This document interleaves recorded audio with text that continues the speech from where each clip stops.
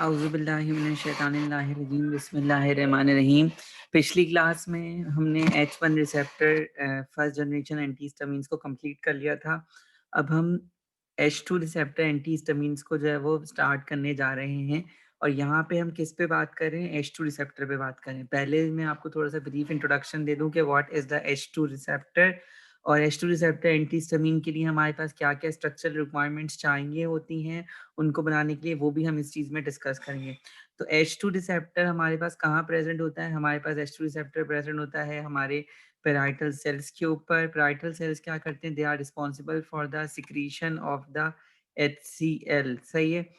सिर्फ़ यहाँ पे H2 रिसेप्टर प्रेज़ेंट नहीं होता और दूसरे रिसेप्टर भी प्रेज़ेंट होते हैं जो कि मिल के HCl के सिक्रीशन करवा रहे होते हैं उस पैराइटल सेल से। लेकिन हम यहाँ पे सिर्फ़ अभी H2 रिसेप्टर को बात कर रहे हैं, तो यहाँ पे जब हिस्टामीन मॉलिक्यूल H2 रिसेप्टर से बाइंड करता है, तो ये H2 रिसेप्टर से बाइंड करने की वजह से पैराइटल सेल से HCl की सिक्रीशन जो है वो बेसिकली हो जाती है। और जब HCl बहुत ज़्यादा सिक्रीट कर रहा होगा, तो हमारे पास क्या होगा? वो हमारी म्यूकोज़ल लाइनिंग को जो है वो क्या करेगा? डैमेज करेगा, जिसकी वजह से हमारे पास वहाँ पर क्या हो जाएँगे? अल्सर्स हो जाएँगे। इसीलिए हम H2 रिसेप्टर एंटीहिस्टामीन दे रहे होते हैं, ताकि हमारे पास जो HCl की रिलीज़ है, उसको हम रोक सकें और अल्सर को फर्दर वर्स होने से रोक दें। और इसको हम एसिड इंडाइजेशन में भी इस्तेमाल कर रहे होते हैं इन ड्रग्स को।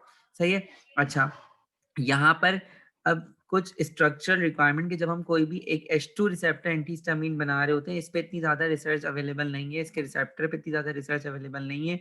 जिस तरह से हमने ऊपर H1 एंटीहिस्टामीन बनाते वक़्त ये बात की थी कि H1 रिसेप्टर के ऊपर अमाइनो एसिड्स होते हैं, उन अमाइनो एसिड से हिस्टामीन का ये पार्ट बाइंड करता है, सही है? और फिर हमारे H1 रिसेप्टर एंटीहिस्टामीन में ये चीज़ें होनी चाहिए। तो यहाँ पे कोई इतना फर्दर जो है वो क्या कहते हैं हमारे पास एज़ सच हम हिस्ट्री को डिस्कस नहीं करेंगे। लेकिन यहाँ पे एक बात ये है कि जो H2 रिसेप्टर एंटीहिस्टामीन्स बनी थी, वो हमारे पास approach to solve the problem पे जो है वो बनी थी कि एक हमारे पास प्रॉब्लम आई थी। क्या प्रॉब्लम आई थी? कि हमारे पास अल्सर की कंडीशन डेवलप हो रही थी पेशेंट्स के अंदर, तो हमें एक ऐसी ड्रग की नीड बन चाहिए थी कि जो अल्सर्स को ट्रीट कर सके H2 रिसेप्टर को ब्लॉक करके। तो हमने क्या किया? हमने जो है वो एक प्रोसीजर यूज़ किया that is known as the rational drug designing. Rational drug designing का मतलब क्या होता है? कि हमारे पास रिसेप्टर का जो स्ट्रक्चर था, उसको जो है वो बेसिकली देखते हुए हमने जो है वो या उसका जो हमारे पास लाइगेंड था, सही है, हिस्टामीन था, उसके स्ट्रक्चर को देखते हुए हमने क्या किया? हमने जो है वो डिफरेंट कंपाउंड्स को जो है वो सिंथेसाइज़ किया और उन कंपाउंड को सिंथेसाइज़ करने के बाद उनकी सेलेक्टिविटी जो है वो बेसिकली देखी रिसेप्टर के ऊपर और फिर उन कंपाउंड्स को जो है वो क्या किया? हमने ऑप्टिमाइज़ किया अकॉर्डिंग टू आवर नीड जो है वो मॉडिफाई किया। तो अब ये पूरी हिस्ट्री, ये पूरा प्रोसीजर किस तरह से हुआ वो हम डिस्कस करेंगे और एक-एक करते हुए हम H2 रिसेप्टर एंटीहिस्टामीन्स को बनाएँगे। सबसे पहले हमारे पास ये बात देखी गई कि हमारे पास हिस्टामीन जो था वो रिस्पॉन्सिबल था हमारे पास गैस्ट्रिक एसिड की सिक्रीशन के लिए। और हमें पता है हिस्टामीन जो है वो बेसिकली एगोनिस्ट है। वो क्या करेगा? उसकी एफिनिटी H1 रिसेप्टर से भी है, H2 रिसेप्टर से भी है, सही है? Non selective antihistamine non selective histamine receptor होता है। हिस्टामीन जो हमारे पास क्या है? बेसिकली एक non selective histamine receptor agonist है। वो H1 रिसेप्टर भी बाइंड करेगा, H2 रिसेप्टर भी बाइंड करेगा।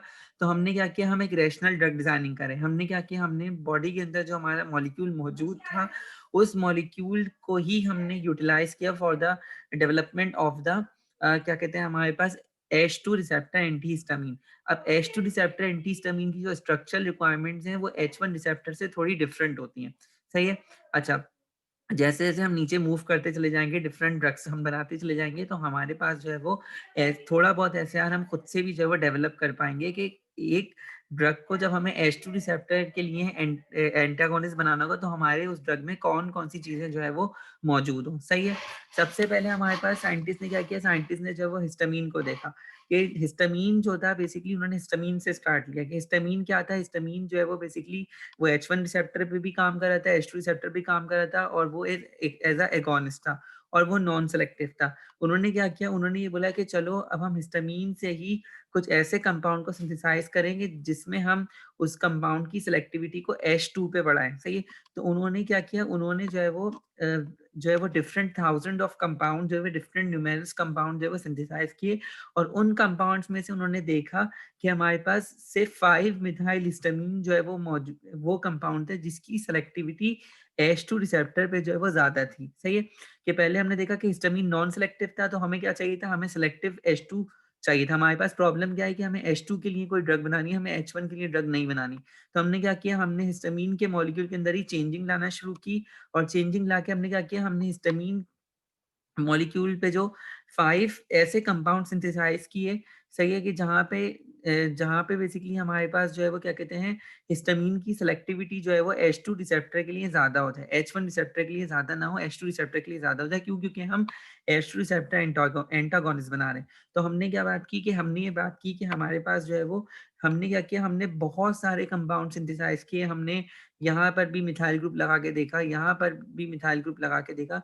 डिफरेंट जगहों पे चेंजिंग करके देखी, मिथाइल ग्रुप लगा के देखा, तो इन सारे कंपाउंड्स में से हमारे पास सिर्फ 5 मिथाइल हिस्टामीन हमारे पास आया कंपाउंड।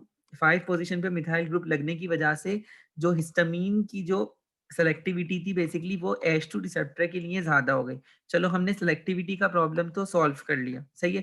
कि अब हमारे पास 5 मिथाइल हिस्टामीन जो हमारे पास हमने सेलेक्ट किया, उसकी सेलेक्टिविटी H2 रिसेप्टर के साथ तो थी, लेकिन मसला क्या था कि अभी भी ये एक एगोनिस्ट था, सही है? अब हमारे पास क्या हुआ, हमने सिलेक्टिविटी को अचीव कर लिया कि हमारी ड्रग H2 रिसेप्टर के लिए सिलेक्टिव हो गई अगर हम 5 पोज़ीशन के ऊपर मिथाइल ग्रुप लगा रहे हैं। अब हमने क्या किया, अब हमें क्या चीज़ सॉल्व करनी थी, हमें ये चीज़ सॉल्व करनी थी कि हमें उसको जो है वो ड्रग को एंटागोनिस्ट बनाना था, सही है? तो हमने क्या किया, हमने फिर फर्दर जो है वो सिंथेसिस स्टार्ट की। सिंथेसिस स्टार्ट करने में हमने ये देखा कि हमारे पास जो है वो सिंथेसिस स्टार्ट करने में हमने ये देखा कि हमारे पास एक नई ड्रग हमारे पास सामने आई और उस ड्रग के जो है वो एंटागोनिस्ट इफेक्ट जो है वो फिर वो ड्रग जो है अपना एंटागोनिस्ट इफेक्ट शो करने लगी H2 रिसेप्टर के ऊपर। वो कौन-सी ड्रग थी? वो ड्रग थी एन-गोनानाइल हिस्टामीन। हमने हिस्टामीन के ही डेरिवेटिव्स बनाए, सही है?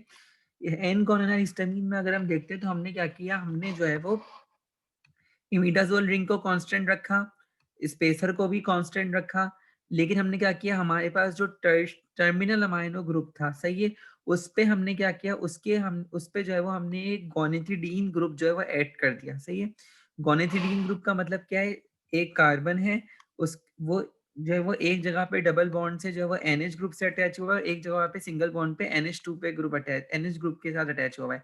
यानी कि हमने क्या किया, जब हमने 5 मिथाइलहिस्टामीन में चेंजिंग लाना शुरू की, तो हमने चेंजिंग लाने के बाद हमने देखा कि न्यूमेरस ऑफ कंपाउंड के बाद हमारे पास एक ऐसा कंपाउंड हमारे पास मिला, जिसकी जो है वो कुछ ना कुछ वीक एंटागोनिस्ट एक्टिविटी थी H2 रिसेप्टर के ऊपर और जब हमने उसका क्या नाम था? उसका नाम था एन-गोनानाइल हिस्टामीन। तो हमने ये देखा कि एन-गोनानाइल हिस्टामीन में क्या फ़र्क था? एन-गोनानाइल हिस्टामीन में सिर्फ़ टर्मिनल अमाइनो ग्रुप का फ़र्क था कि जो अमाइनो ग्रुप था, उस पे चेंज आया और जब अमाइनो ग्रुप पे चेंज आया तो हमारे पास वो क्या चेंज आया कि अमाइनो ग्रुप पे कौन-सा ग्रुप लग गया? वो लग गया गोनिथिडीन ग्रुप, सही है? जब अमाइनो ग्रुप पे गोनिथिडीन ग्रुप लग गया तो वो जो हमारे पास ड्रग बनी, वो वीक एंटागोनिस्ट थी किसके लिए? H2 रिसेप्टर के लिए। चलो अब हमने सेलेक्टिविटी को भी अचीव कर लिया और हमने क्या कर लिया? हमने जो है वो ड्रग को एंटागोनिस्ट भी बना लिया। लेकिन हमारे पास अब क्या प्रॉब्लम आई कि हमारे पास जो अभी ड्रग जो बनी, वो क्या है? वो एक वीक एंटागोनिस्ट है। अब हमें कोई ऐसी ड्रग चाहिए, अब हमें कोई ऐसी ड्रग बनानी है कि वो फुल जो है वो फुल एंटागोनिस्ट हो H2 के लिए कि वो H1 पे ना जाए, वो H2 पे ही रहे।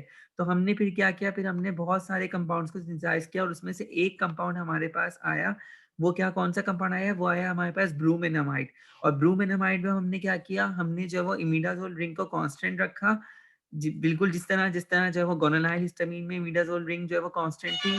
हमने क्या किया, हमने सिर्फ़ जो ये 2 कार्बन स्पेसर था, उसको हमने किस में कन्वर्ट कर दिया? 4 कार्बन में कन्वर्ट कर दिया, सही है? हमने क्या किया, हमने जो स्पेसर था, जो 2 कार्बन था, बेसिकली जो हमने बात की थी कि हमारे पास एंटी हिस्टामीन बनाने के लिए हमारे पास जो स्पेसर होना चाहिए, वो कौन-सा होना चाहिए? वो जो है वो 2 कार्बन का होना चाहिए, सही है? वो जो है वो हमारे पास जो है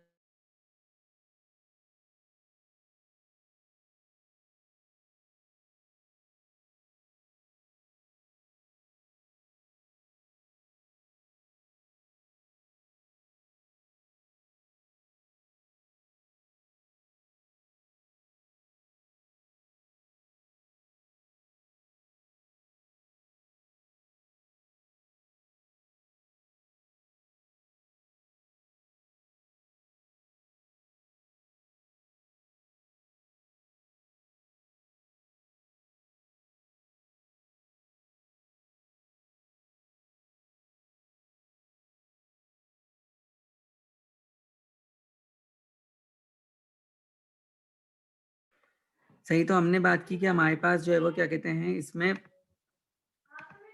जो है वो क्या कहते हैं एन गोनाडाइल हिस्टामिन के बाद अब हमने सेलेक्टिविटी को अचीव कर लिया, हमने एंटागोनिस्ट एक्टिविटी को अचीव कर लिया, लेकिन हमारे पास प्रॉब्लम क्या है कि हमारा जो एन गोनाडाइल हिस्टामिन था वो एक वीक एंटागोनिस्ट था। अब हमें कोई ऐसा जो है वो क्या कहते हैं ड्रग हमें बनानी थी कि जिसकी एंटागोनिस्ट एक्टिविटी जो है वो H2 रिसेप्टर पे ही हो। तो हमने क्या किया, हमने जो है वो अब क्या रखा, इमिडाजोल रिंग को कांस्टेंट ही रखा। अब हमने क्या किया, हमने इस कार्बन की लेंथ को जो है वो इंक्रीज करना शुरू कर दिया। अगर आप यहाँ पे कंपैरिजन करें तो कंपैरिजन करने में अगर मैं सबको क्लियर करूं तो कंपैरिजन करने में यहाँ पे क्या है, यहाँ पे हमारे पास 2 कार्बन का डिस्टेंस है between the terminal amino group and the ring.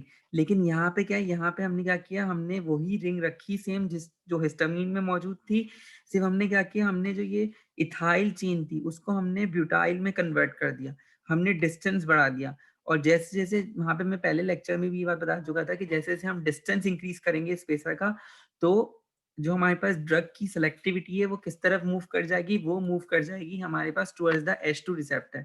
सही है। अच्छा, इसके अलावा उन्होंने क्या किया, उन्होंने जो है वो बेसिकली ये जो अमाइनो ग्रुप था उस पर भी चेंजिंग की। उन्होंने क्या किया, उन्होंने इस गॉनिथिडीन जो ग्रुप था उसको हटा के क्या लगा दिया, एक हमारे पास जो है वो मिथाइल थायो यूरिया ग्रुप लगा दिया। सही है। जब उन्होंने क्या किया, जब उन्होंने जो है वो बेसिकली इस स्पेसर को चेंज किया और अमाइन ग्रुप पे उन्होंने जब चेंज किया, उन्होंने क्या किया, उन्होंने जो है वो 2 कार्बन के बजाय यहाँ पे 4 कार्बन लगा दिए। जैसे ही उन्होंने यहाँ पे 4 कार्बन लगा दिए तो हमारे पास क्या हुआ, 2 कार्बन यानी कि और ऐड कर दिए। तो क्या हुआ, कंपाउंड जो बना बेसिकली उसकी जो एंटागोनिस्ट एक्टिविटी थी वो सिर्फ H2 रिसेप्टर के लिए पूरी हो गई, एक फुल एंटागोनिस्ट में कन्वर्ट हो गया।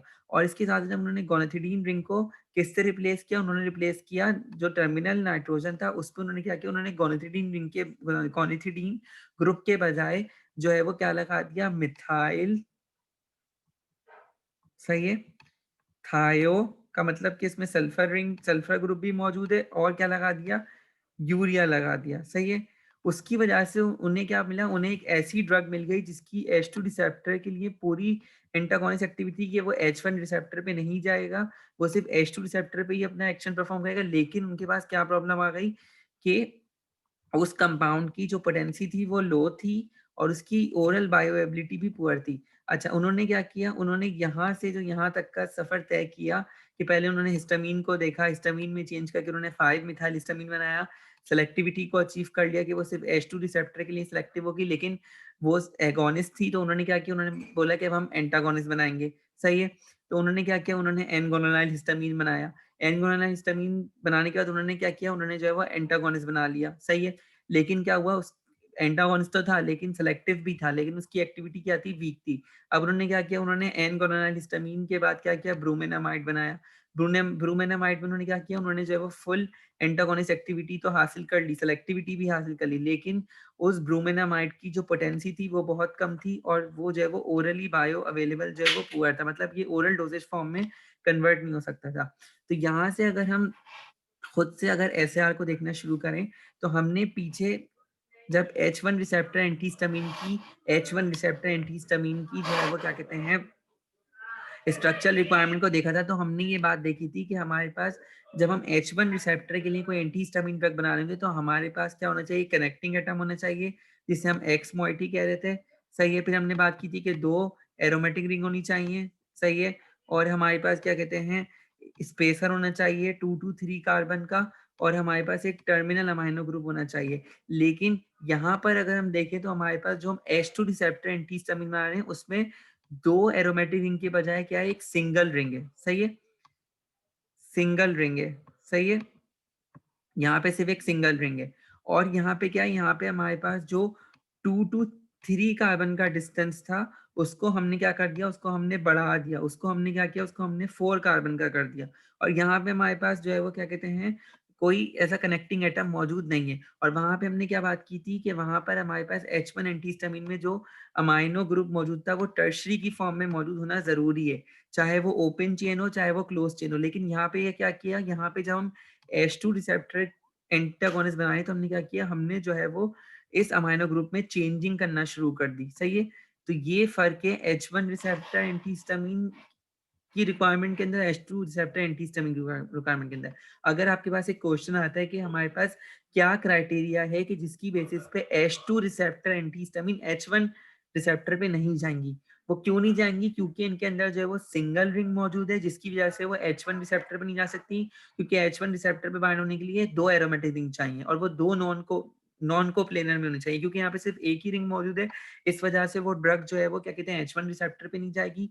सेकंड हमारे पास क्या है कि यहाँ पर जो स्पेसर है वो 3 कार्बन से या 2 कार्बन से ज्यादा हो गया, जिसकी वजह से ड्रग जो है वो H2 रिसेप्टर पे ही ज्यादा रहेगी, H2 रिसेप्टर के लिए सेलेक्टिव होगी। सही है, हमने क्या बात की थी, H1 रिसेप्टर पे ड्रग को जाने के लिए उसमें 2 से 3 कार्बन का डिस्टेंस होना चाहिए, 3 कार्बन से ज्यादा नहीं होना चाहिए। लेकिन यहाँ पे 3 कार्बन से ज्यादा है, तो इसका मतलब ये है कि ये ड्रग H2 पे ही रहेगी, H1 पे नहीं जाएगी। और सेकंड हमारे पास हमने क्या बात की थी कि एक ड्रग को H1 रिसेप्टर पे जाने के लिए उसके पास एक टर्शरी अमाइनो ग्रुप होना चाहिए, और वो ओपन भी हो सकता है, क्लोज भी हो सकता है, और उसमें कोई चेंजिंग नहीं होनी चाहिए। लेकिन यहाँ पर हमने क्या किया, यहाँ पे हमने जो है वो उस अमाइनो ग्रुप में चेंजिंग कर दी। यहाँ पे हमने गोनिथिडीन लगा दिया, गोनिथिडीन के साथ साथ हमने मिथाइल थायोलुरिया लगा दिया, जिसकी वजह से हमारी ड्रग क्या हो गई, वो H2 रिसेप्टर पे ही रही। इसीलिए जो H2 रिसेप्टर एंटीहिस्टामिन्स होती है वो H1 रिसेप्टर पे नहीं जाती। क्यों? क्योंकि सिंगल रिंग मौजूद है, स्पेसर जो है वो 4 कार्बन का है, और हमने टर्शरी अमाइनो ग्रुप पे जो है वो चेंजिंग कर दी। सही है। अब क्या हुआ, अब हमने ब्रूमेनामाइड तक तो अपने टारगेट को अचीव कर लिया कि हमारी ड्रग सेलेक्टिव हो गई, एंटागोनिस्ट भी बन गई, फुली H2 रिसेप्टर को ब्लॉक कर रही है, H1 पे नहीं जाई। लेकिन मसला क्या है कि कंपाउंड की पोटेंसी कम है और कंपाउंड जो है वो ओरली बायो अवेलेबल नहीं है। अब साइंटिस्ट ने क्या किया, अब साइंटिस्ट ने और सिंथेसिस करना शुरू की। उन्होंने क्या किया, उन्होंने जो है वो एक और काम करना शुरू किया। उन्होंने ये बात की कि चलो अब हम और सिंथेसिस काम करते हैं, हम इस कंपाउंड, अब हमारे पास कंपाउंड तो एंटागोनिस्ट बन गया, सेलेक्टिव हो गया H2 के लिए, और फुल हो गया कि वो H2 पे रहेगा और कहीं नहीं जाएगा। लेकिन हमारे पास मसला क्या गया कि हमें कंपाउंड की पोटेंसी बढ़ानी है, हमें कंपाउंड की ओरल बायोअवेलेबिलिटी बढ़ानी है। तो इस चक्कर में या इस रिसर्च में उन्होंने क्या की, उन्होंने सिंथेसिस स्टार्ट की, और सिंथेसिस स्टार्ट करने के नतीजे में उन्होंने क्या किया, उन्होंने एक और कंपाउंड को जो है वो क्या कहते हैं सिंथेसाइज किया। जो कौन सा कंपाउंड था, जो था मिट्टीमाइड। सही है। मिट्टीमाइड में उन्होंने क्या देखा, उन्होंने देखा कि हमने कंपाउंड की पोटेंसी बढ़ाने के लिए हमने क्या किया, मिट्टीमाइड में क्या किया, बेसिकली जो रिंग थी उसकी 5th पोजीशन पे हमने क्या लगा दिया, हमने मिथाइल ग्रुप लगा दिया। और हमने क्या किया, हमने जो स्पेसर था, स्पेसर में हमने क्या लगा दिया, स्पेसर में हमने थायो ग्रुप की एडिशन कर दी, थायो ईथर लिंकेज लगा दी instead of the butyl linkage. जब हमने थायो ईथर लिंकेज लगा दी तो कंपाउंड की पोटेंसी बढ़ गई। सही है। और कंपाउंड की बायो अवेलेबिलिटी भी इंप्रूव हो गई। सही है। हमने क्या किया, हमने ब्रूमेनामाइड से मिट्टीमाइड बना दिया। मिट्टीमाइड किस तरह से बनाया, हमने जो इमिडाजोल रिंग थी उस पर हमने क्या किया, उस पर हमने 5 पोजीशन में मिथाइल ग्रुप ऐड कर दिया। सही है। इस वजह से कंपाउंड की पोटेंसी बढ़ गई। इसके अलावा हमने क्या किया, हमने जो 4 कार्बन का स्पेसर था उसमें एक थायो वो जो है वो ईथर ग्रुप ऐड कर दिया, कंपाउंड की पोटेंसी बढ़ गई। और जो लास्ट में हमारे पास टर्मिनल अमाइनो ग्रुप मौजूद था उस पर हमने वही मिथाइल थायोयूरिया ग्रुप रहने दिया। सही है। तो अब हमने क्या किया, हमने कंपाउंड की पोटेंसी बढ़ा दी, हमने जो है वो बायोएबिलिटी को इम्प्रूव कर दिया। लेकिन हमारे पास क्या हुआ, इस सल्फर ग्रुप के एडिशन की वजह से हमारे पास क्या हुआ, कंपाउंड जो है वो टॉक्सिक हो गया। सही है। यानी कि हम एक जगह जो है वो चीजों को सॉल्व भी करते जा रहे हैं और एक जगह अपने लिए मुश्किल भी बढ़ाए जा रहे हैं। सही। अब क्या हुआ, अब उन्होंने बोला कि चलो हमारे पास उन्होंने यहाँ से ये बात सीखी कि हमारे पास जो है वो कंपाउंड को अगर हमें पोटेंट बनाना है, कंपाउंड की बायो अवेलेबिलिटी को इम्प्रूव करना है, तो हमें क्या करना है, हमें जो है वो क्या कहते हैं, इतना स्ट्रक्चर जो हमारे पास, हमारे जो है वो स्ट्रक्चर में जो है वो ये रिंग मौजूद हो, उसके पास 5 पोजीशन पे जो है वो मिथाइल ग्रुप मौजूद हो, 4 कार्बन का स्पेसर मौजूद हो, उसके साथ साथ उसमें जो है वो क्या कहते हैं थायो ईथर लिंकेज मौजूद हो, और जो है वो क्या कहते हैं हमारे पास एक टर्मिनल अमाइनो ग्रुप मौजूद है जिसमें हम कोई ना कोई चेंज प्रोड्यूस कर सकें।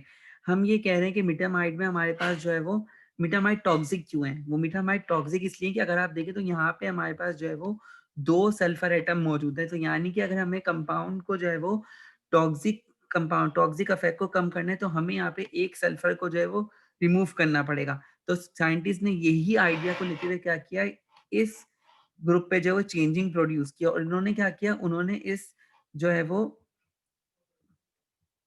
मिथाइल थायोयूरिया ग्रुप को मिथाइल, सही है, थायोयूरिया ग्रुप को सियानो इमिनो ग्रुप से रिप्लेस कर दिया। सही है। क्या किया उन्होंने, उन्होंने इस थायो ग्रुप को सियानो, सही है, ये सियानो इमिनो ग्रुप से जो है वो रिप्लेस कर दिया, सही है। और जैसे ही उन्होंने इस थायो ग्रुप को सियानो इम्यूनो ग्रुप से रिप्लेस कर दिया, बाकी पूरा स्ट्रक्चर उन्होंने सेम ही रखा। अब तो क्या हुआ, हमारे पास एक ऐसा कंपाउंड जो है वो हमारे पास सिंथेसाइज हुआ जिसकी टॉक्सिसिटी कम थी, जिसकी पोटेंसी भी ज्यादा थी, जिसकी बायो अवेलेबिलिटी भी इम्प्रूव थी, और जो कि हमारे पास क्या गया, एक फुल रिसेप्टर एंटेगनिस्ट था। और यही हमारे पास पहला जो है वो H2 रिसेप्टर एंटेगनिस्ट था, सिमिटेडीन, जिसकी टॉक्सिसिटी कम थी, टॉक्सिसिटी थी लेकिन कम थी। और यही हमारे पास पहला क्लिनिकली अप्रूव जो है वो क्या कहते हैं, हमारे पास H2 रिसेप्टर एंटीहिस्टामीन था, सही है। यानी कि हमारे पास एक पोटेंट, एक इम्प्रूव्ड और एक लो टॉक्सिक जो है वो क्या कहते हैं हमारे पास, और full receptor H2 receptor antagonist बनाने के लिए हमारे पास हमारे कंपाउंड में सिंगल रिंग मौजूद हो, और सिंगल रिंग के साथ साथ उसकी 5th पोजीशन पे जो है वो मिथाइल सब्स्टिट्यूशन हो, हमारे पास एक 4 कार्बन का स्पेसर हो, और उसके पास एक थायो ग्रुप भी मौजूद हो, सही है। इसके अलावा हमारे पास टर्मिनल नाइट्रोजन पे हम कोई ना कोई जो है वो सब्स्टिट्यूशन करें, या हम कोई ऐसा ग्रुप लगा दें जो कि हमारे पास बेनिफिशियल हो, और वो कौन सा ग्रुप है, सियानो इम्यूनो ग्रुप है, सही है। अब उन्होंने बात की कि हमारे पास पोटेंट कंपाउंड तो हमें मिल गया, अब उन्होंने ये सोचा कि हम और पोटेंसी को इंक्रीज करें। तो उन्होंने इस बात को देखा कि हमारे पास जो है वो ये सियानो इम्यूनो ग्रुप इंपॉर्टेंट नहीं है जो है वो कंपाउंड की एक्टिविटी के लिए, सही है। और उन्होंने ये बात भी देखी कि हम इस इमिडाजोल रिंग को भी जो है वो चेंज कर सकते हैं, सही है। यानी कि हम इमिडाजोल रिंग को किसी और हेटेरोसाइक्लिन से रिप्लेस कर सकते हैं, और जो है वो, लेकिन हम कहाँ चेंज नहीं कर सकते, हम यहाँ चेंजिंग नहीं कर सकते, इसे हमें कांस्टेंट रखना है। ये हमारे पास जो है वो H2 रिसेप्टर एंटीहिस्टामीन की प्रोटेंसी के लिए, बाइंडिंग के लिए ये ग्रुप बहुत इंपॉर्टेंट है, और सेलेक्टिविटी के लिए ये ग्रुप बहुत इंपॉर्टेंट है। हम इसको चेंज नहीं कर सकते, हम सिर्फ चेंजिंग कहाँ कर सकते हैं, हम इस ग्रुप पे चेंजिंग कर सकते हैं और इस ग्रुप पे चेंजिंग कर सकते हैं। तो साइंटिस्ट ने इसी आइडिया को लेते हुए और ज्यादा पोटेंट कंपाउंड बनाए, और उन्होंने क्या किया, उन्होंने जो सिमिटिडीन के अंदर जो इमिडाजोल रिंग ग्रुप मौजूद था, उन्होंने क्या किया, उन्होंने जो है वो उस इमिडाजोल रिंग को फ्यूरेन रिंग से रिप्लेस कर दिया। बाकी उन्होंने क्या किया, और फ्यूरेन रिंग से रिप्लेस कर दिया, और जो सियानो इम्यूनो ग्रुप था, सही है, उसको उन्होंने क्या किया, उन्होंने नाइट्रो ग्रुप से जो है वो रिप्लेस कर दिया। जिसकी वजह से हमारे पास क्या हुआ, जिसकी वजह से हमारे पास एक और ज्यादा पोटेंट एंड जो है वो H2 रिसेप्टर एंटीहिस्टामीन ड्रग हमारे पास मिली, जिसे हम क्या कहते हैं, जिसे हम जो है वो बेसिकली रेनिटिडीन कहते हैं। रेनिटिडीन और सिमिटिडीन में क्या फर्क है, सिमिटिडीन में यहाँ पे इमिडाजोल रिंग ग्रुप मौजूद था, यहाँ पे उन्होंने क्या किया, उन्होंने जो है वो इस इमिडाजोल रिंग को फुरान रिंग से रिप्लेस कर दिया, और इसके साथ साथ उन्होंने क्या किया, उन्होंने जो है वो 5th पोजीशन पे जो मिथाइल ग्रुप था उसको भी जो है वो रिप्लेस कर दिया। उन्होंने क्या किया, उन्होंने 5th पोजीशन पे मिथाइल ग्रुप को जो है वो रिप्लेस कर दिया, और यहाँ पे उन्होंने ये वाला ग्रुप लगा दिया।